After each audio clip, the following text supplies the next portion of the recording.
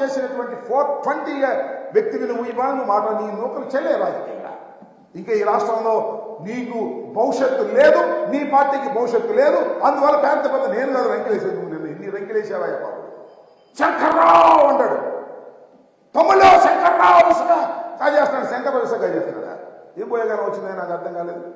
ఇలాంటి తప్పుడు ఆరోపణలు చేసేటటువంటి కార్యక్రమాన్ని నువ్వు చేస్తున్నావు. ఇది మంచిది కాదని కూడా ఈ సందర్భంగా నేను మనవి చేస్తున్నాను. నువ్వు చాలా సందర్భాల్లో చాలా విషయాలు మాట్లాడావు, ఇప్పుడు కూడా అదే విషయాలు మాట్లాడుతూ ఉన్నావు. ఏమిటంటే కోట్ల శివప్రసాద్ గురించి మాట్లాడారు.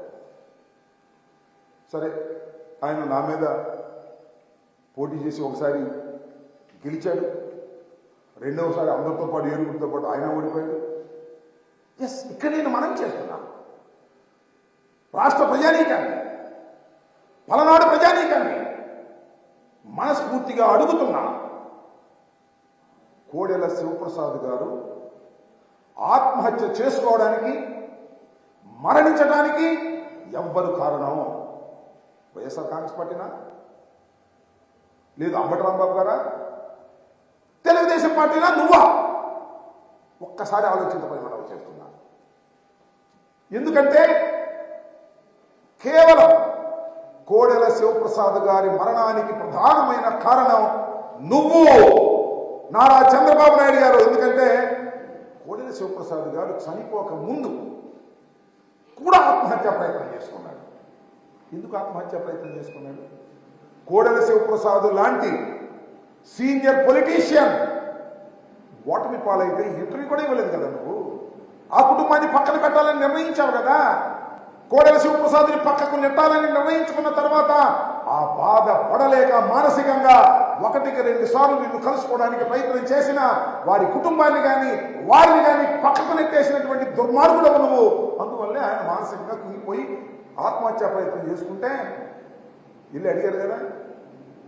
ఎవరు? పత్తిపాటి పుల్లారావు కూడా ఇల్లు అడిగాడు, ఏమండి ఆత్మహత్య చేసుకోవడానికి ప్రయత్నం చేశాడు, సేవ్ అయ్యాడు, ఆసుపత్రిలో ఇల్లు పలకరిద్దామంటే ఆ దుర్మార్గుడి పలకరించొద్దు, ఆ దుర్మార్గుడికి నాకు పడదు అని చెప్పి ఆ మాట ఆయనకి చేరవేస్తే మరింతగా కుంగిపోయి గత్యంతరం లేని పరిస్థితుల్లో నేను ఒకటి మనం చేస్తున్నా, కోడెల శివప్రసాద్ అనేటువంటి వ్యక్తి రాజకీయవేత్త, భయపడేవాడు కాదు, శత్రువులకు భయపడేవాడు కాదు, శత్రు రాజకీయ పక్షానికి భయపడేవాడు కాదు. కానీ నీకు భయపడ్డాడు. నీ తత్వం వలన, నీ నిరాదరణ వల్ల భయపడి ఆత్మహత్య చేసుకుంటే దాన్ని కూడా సొమ్ము చేసుకునే కార్యక్రమం. కోడెల శివప్రసాద్ మరణానికి చంద్రబాబు వైసీపీ కారణం అని మాట్లాడు. నిజమేనయ్యా, వైసీపీ కారణమే అనుకుందాం. కాసేపు వైసీపీ కారణం అయితే ఎంత సింపతి వస్తుంది. మరి వాళ్ళ కుటుంబంలో వాళ్ళ అబ్బాయికో వాళ్ళ అమ్మాయికో టికెట్ ఇవ్వచ్చు కదా, ఎందుకు పక్కన పెట్టావు నాకు అర్థం కాలేదు.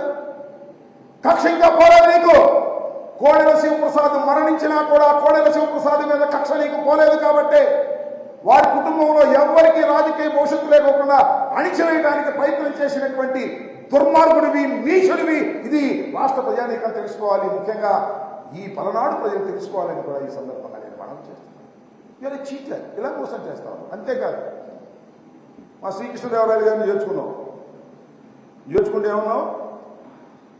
ఆయన తులసి మొక్క అంట, మొదదాకా గంజాయి వనంలో ఉన్నాడు, ఇప్పుడు తులసి వనంలోకి వెళ్ళాడు. నువ్వు తులసివి, నువ్వు తులసి మొక్కవి, నీ తెలుగుదేశం పార్టీ తులసి మొక్క, మేము గంజాయి మొక్క. నాకు అర్థం కాల. నేను ఒక్క విషయాన్ని చెప్పాలి ఇక్కడ. లావు శ్రీకృష్ణదేవరాయలు గారి కుటుంబం ఎప్పటి నుంచో ప్రయత్నం చేస్తుంది పార్లమెంట్కి వెళ్ళాలని.